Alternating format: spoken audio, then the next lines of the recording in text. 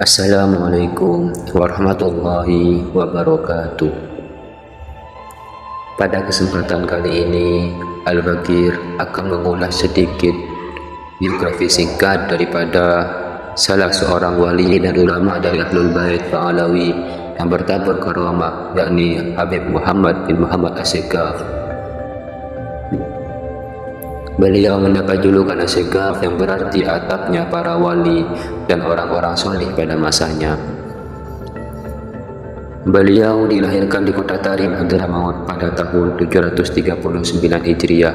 Ibunya bernama Aisyah binti Abu Bakar Ibnu Ahmad Al-Faqih Al-Muqaddam. Pada suatu hari, salah seorang santri yang bernama Muhammad bin Hasan Jamalul Lail saat di masjid merasa sangat lapar sekali. Waktu itu, sang santri malu untuk mengatakan tentang keadaan perutnya yang makin keroncongan. Rupanya sang guru itu tahu akan keadaan santrinya. Ia kemudian memanggil sang santri untuk naik ke atas loteng masjid.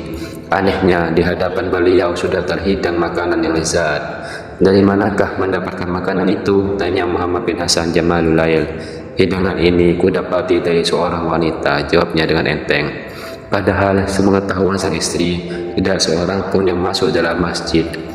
Bila malam telah tiba, orang yang melihatnya seperti habis melakukan perjalanan panjang di malam hari, dikarenakan panjangnya sholat malam yang beliau lakukan. Bersama sahabatnya Fadl pernah melakukan ibadah di dekat makam Nabiullah alaihi salam berbulan-bulan. Dia dan sahabatnya itu terjalin persahabatan yang erat.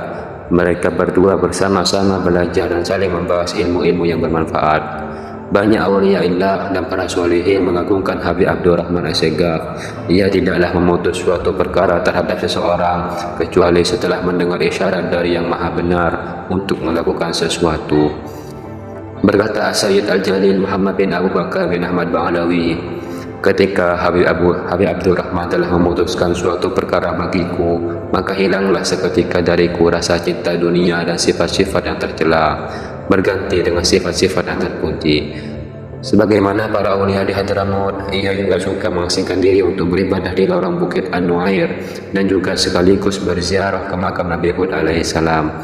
Seorang muridnya yang lain bernama Syekh Ibrahim bin Ali Khatib menyatakan, "Pada suatu waktu, sepulangnya kami dari berziarah ke makam Nabi Hud bersama Habib Abdurrahman, beliau berkata, 'Kami tidak akan sholat maghrib kecuali di Fardhu Rabi'." Kami sangat heran sekali dengan ucapan beliau, padahal waktu itu matahari hampir saja terbenam, sedangkan jarak yang harus kami tempuh sangat jauh. Beliau tetap saja menyuruh kami berjalan sambil berzikir kepada Allah. Tepat waktu kami tiba di Fardhu Rabi', matahari mulai terbenam, sehingga kami yakin bahwa dengan karamahnya sampai matahari tertahan untuk condong sebelum beliau sampai di tempat yang ditujunya. Diriwayatkan pula, pada suatu hari beliau sedang duduk di depan murid-murid beliau. Tiba-tiba beliau melihat petir. Beliau berkata pada mereka, "Bubarlah kamu, sebentar lagi akan terjadi banjir di lembah ini." Apa yang diucapkan oleh beliau itu terjadi seperti yang dikatakan. Suatu waktu, Habib Abdurrahman As-Segaf mengunjungi salah seorang istrinya yang berada di satu desa. Mengatakan pada istrinya yang sedang hamil, "Engkau akan melahirkan seorang anak lelaki pada hari demikian dan akan mati tepat pada hari demikian dan demikian. Kelak bungkuskan mayatnya dengan kafan ini." Habib Abdurrahman bin Muhammad As-Segaf kemudian memberikan sepotong kain. Dengan izin Allah, istrinya melahirkan putranya tepat pada hari yang telah ditentukan, dan tidak lama bayi yang baru dilahirkan itu meninggal tepat pada hari yang diucapkan oleh beliau sebelumnya. Karamah yang lain dari Habib Abdurrahman As-Segaf juga dibuktikan oleh salah seorang pelayan rumahnya. Salah seorang pelayan itu suatu ketika di tengah perjalanan dihadang oleh perampok. Kendaraannya dan perbekalannya kemudian dirampas oleh seorang dari keluarga Al-Kathiri. Pelayan yang merasa takut itu segera beristighatsah menyebut nama Habib Abdurrahman untuk minta tolong dengan suara keras. Ketika orang yang merampas kendaraan dan perbekalan sang pelayan tersebut akan menjamah kendaraan dan barang perbekalannya, tiba-tiba tangannya kaku, tidak dapat digerakkan sedikit pun.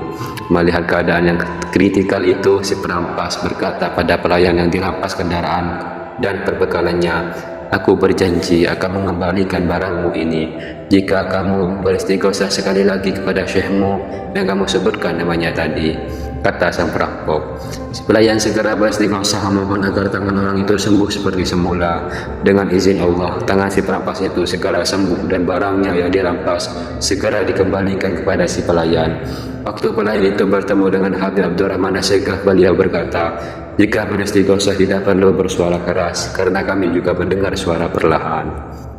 Subhanallah, itulah beberapa karamah yang ditunjukkan kepada ulama yang bernama lengkap Habib Abdurrahman As-Segaf Al-Muqaddam Ats-Tsani bin Muhammad Maulad Dawila bin Abi bin Ali Suhaibud Dar bin Alwi Al-Ghuyur bin Al-Faqih Al-Muqaddam Muhammad bin Ali bin Muhammad Suhaib Mirbad bin Ali Khalid Qasam bin Ali bin Muhammad bin Alwi bin Ubaidillah bin Ali Al-Muhajir Ahmad bin Isa, dan terus bersambung nasabnya sampai Rasulullah SAW.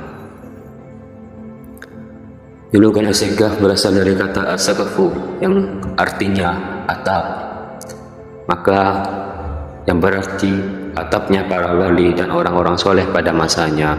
Itu menandakan akan ketinggian ilmu dan makom yang tinggi, bahkan melampaui ulama-ulama besar di zamannya. Dia juga mendapat julukan Syekh Wadi Al-Ahqaf dan Al-Muqaddam Ats-Tsani li Sadati Ba'alawi, atau Al-Muqaddam yang kedua setelah Al-Faqih Al-Muqaddam. Sejak itu gelar As-Segaf diberikan pada beliau dan seluruh keturunannya. Sejak kecil ia telah mendalami berbagai macam ilmu dan menyalami berbagai macam pengetahuan, baik yang berorientasi akal ataupun nakal atau referensi agama. Ia menghafal Al-Quran dari Syekh Ahmad bin Muhammad Al-Khatib, sekaligus mempelajari ilmu tajwid dan qiraat. Ia juga berguru kepada Syekh Muhammad Ibnu Said Basyakil, Syekh Muhammad Ibnu Abi Bakar Ba'ibad, Syekh Muhammad Ibnu Sa'id Khaban, dan masih banyak lain guru-guru beliau. Habib Abdurrahman As-Segaf selalu membaca Al-Quran setiap siang dan malamnya dengan 8 kali khataman, 4 di waktu malam dan 4 di waktu siang. Yang di waktu siang beliau membacanya 2 kali khatam dari antara setelah subuh sampai zuhur, 1 kali khatam dari antara zuhur sampai asar, dan 1 kali khataman lagi setelah sholat asar. Setiap kali menanam pohon kurma, beliau membacakan surat Yasin untuk setiap pohonnya. Setelah itu dibacakan lagi 1 khataman Al-Quran untuk setiap pohonnya. Setelah itu baru diberikan pohon-pohon kurma itu kepada putra-putrinya. Beliau wafat di kota Tarim pada hari Kamis 23 Syaban tahun 819 Hijriah atau 1416 Masehi. Ketika mereka hendak mengalihkan wajah beliau ke kiblat, wajah tersebut berpaling sendiri ke kiblat. Jasad beliau disemayamkan pada pagi hari di pekuburan Zanbal Tarim. Beliau meninggalkan 13 putra dan 7 putri. Subhanallah, inilah ringkasan cerita daripada Habib Abdurrahman As-Segaf atau atapnya para wali.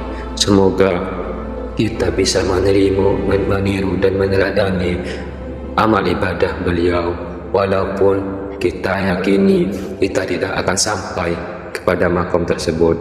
Akan tetapi semoga kita diberi kekuatan dari Allah Subhanahu wa Ta'ala supaya bisa meneladani perilaku beliau. Semoga apa yang dapat kami sampaikan ini bisa bermanfaat untuk semuanya. Wabillahi wa taufiq wal hidayah. Assalamualaikum warahmatullahi wabarakatuh.